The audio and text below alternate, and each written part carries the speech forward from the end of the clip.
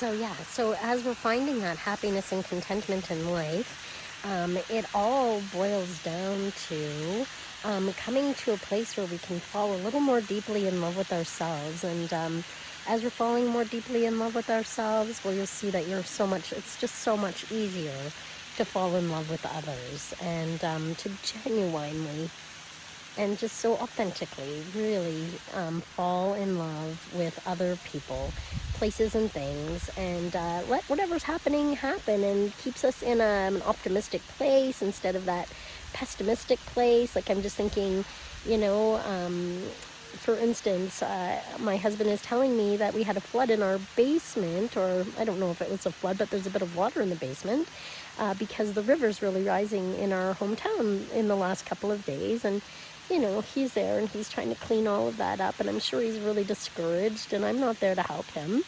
But I'm hoping that he's able to stay optimistic, because, life is going to put situations on our path and people on our path, and it's not always going to be what we want, and often it's not going to be what we want. And so we can reframe those thoughts, and if we can mold that and change that around to, okay, this is what's happening right now, and this is what I need to deal with, we can focus on things in a different way, in a more healthy way, then we don't get sucked into the story. We don't get sucked into those feelings of, I'm so tired, and I don't have time for this, and I'm doing this all by myself, and all of us are like that. All of us are like that. We all have that possibility or the capability to be that person. So what I'm really learning is that that's not the person that I really am, or anybody really is, underneath of all the tiredness and frustration and underneath all that stuff, we're pure joy, and we're pure energy, and we're optimistic, and we can be so much more upbeat about things, because that's really the way to head to I think, interact with life. And you know what? And we can do that. It turns something like water in the basement, or I don't know, I'll give you a perfect example. When I landed in Thailand, I landed in Bangkok, and then I went to Chiang Mai. And by the time I got to Chiang Mai, it was about 8:30 at night, and I couldn't get any internet connection. When I finally did, I was trying to find somewhere to stay. I thought, I'll just wait till I get to Chiang Mai and make all my arrangements. I'll download the Agoda and the Bolt apps so I can get a ride and I can get a place to stay. Well, it turned out that I was struggling like you wouldn't believe with the internet connection. And then I wasn't able to buy a SIMS card. So I went outside, I walked around, I tried to just calm myself down. And then there were a group of people that worked at the airport. I think they were airport security. And I was explaining to them what was going on, but I felt like they couldn't really understand English. And in the end, they were not able to help me because they weren't understanding me. And so I just kind of said thank you, and I walked away, and I started to cry. I just had a little breakdown. I sat up on my suitcases, and I had a little cry. And I just said, okay, the worst case scenario here is that I'm going to have to sleep in the airport tonight, and wait till the morning to get a SIMS card and figure it all out. And it's all going to work out. So I pulled myself together. I went inside. I saw breastfeeding room. And I thought, if there's no mama in there breastfeeding, maybe there's a comfortable chair to sit in, and I can at least sleep in a comfortable chair. So sure enough, I opened the room. There was no mama in there feeding babies. So I just set all my stuff to the side. I curled up into a big chair with my big sweater, and I slept off and on for the night. So then I got up in the morning. I woke up at about 4:35 a.m., and I had to wait until about 8, I think about until 8 o'clock until the person came to work at the counter for the SIMS card. And of course, then I didn't want to spend as much as I could have, gotten it for 300 or 400 rupees cheaper if I would have been. It's not actually rupees. I can't remember what the term is for Thai money. But anyways, it was about 300 to 500, whatever the term of currency is difference. And if I would have gotten it at a 7-Eleven at a store, it would have been about, I think, three less.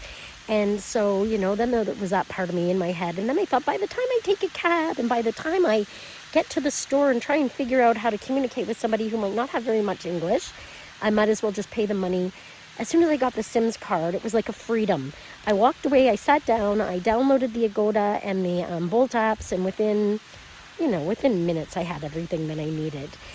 Then I thought, well, I'm going to head myself to Mae Sung Sun, and I'm going to start heading my way towards Wamtupanwa monastery in the forest. And so I grabbed a bus.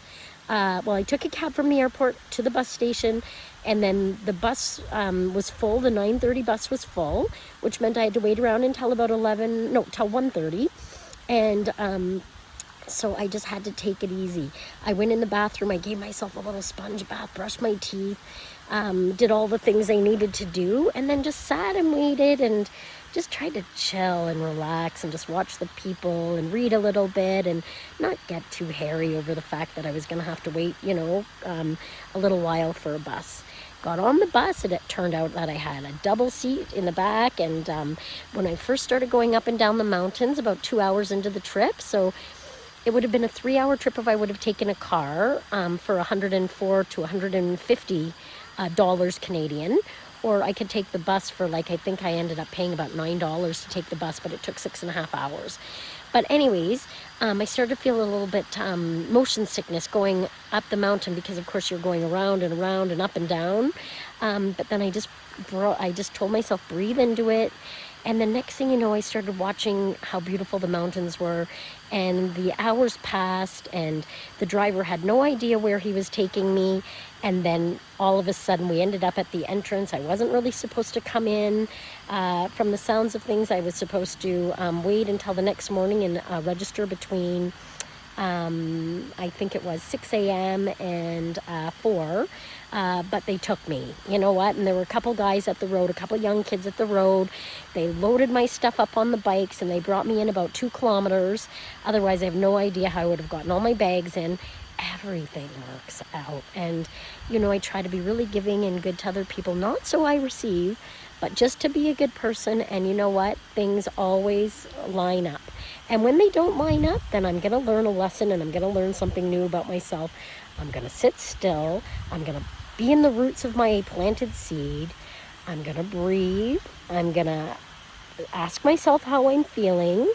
I'm going to go into the wisdom of my inner mind instead of my outer mind and my fears.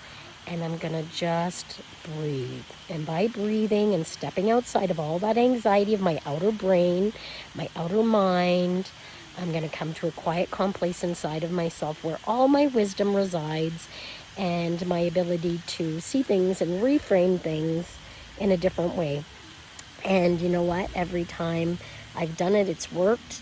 And then I end up in this absolute paradise here at the monastery. I just can't even tell you how incredibly gorgeous it is.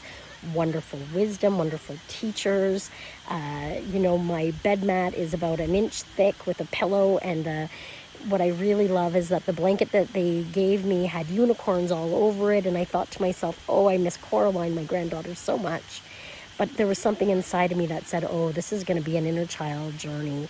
And I'm really excited about that, because my meditations today have all just led me deeper into my inner child wisdom, and it's just such a glorious place. I'll talk about that in my next video, but I will say that the bottom line to all of this is plant the seeds. The roots are going to grow. I'm going to be able to focus and concentrate on my quiet. It's going to take me into the wisdom of how to solve the problem. But if I can get past living outside of myself and thinking that I am just simply all those little inner child feelings and those deadly sins, I am going to be sabotaging everything for the rest of my life. But when I can say to that little one inside of me, it's okay, I've got you. The inner wisdom of my soul, the spirit up here, where all knowledge exists, is going to take care of you. You are lovable. You are beautiful. You are divine, precious, and I love you. And when I can say that right here and calm us down, I am in the place of concentration, focus, and wisdom. And I no longer need to be jealous, greedy, envious, angry, slothful, rageful, whatever any of those other deadly sins are, because I'm not afraid. I'm not afraid to be abandoned. I'm not afraid not to have my needs met. And when I stop wanting everything and I'm afraid I'm not going to get it, guess what? I remind myself that there's more than enough in this world, and nobody's going to see me suffer, and especially if I ask for help. Nobody's going to see me suffer. So that's the bottom line on the teaching today. In my next video, I'm going to tell you a little bit about my meditations and how glorious they were this morning. Thanks for listening, everybody. Welcome to the monastery.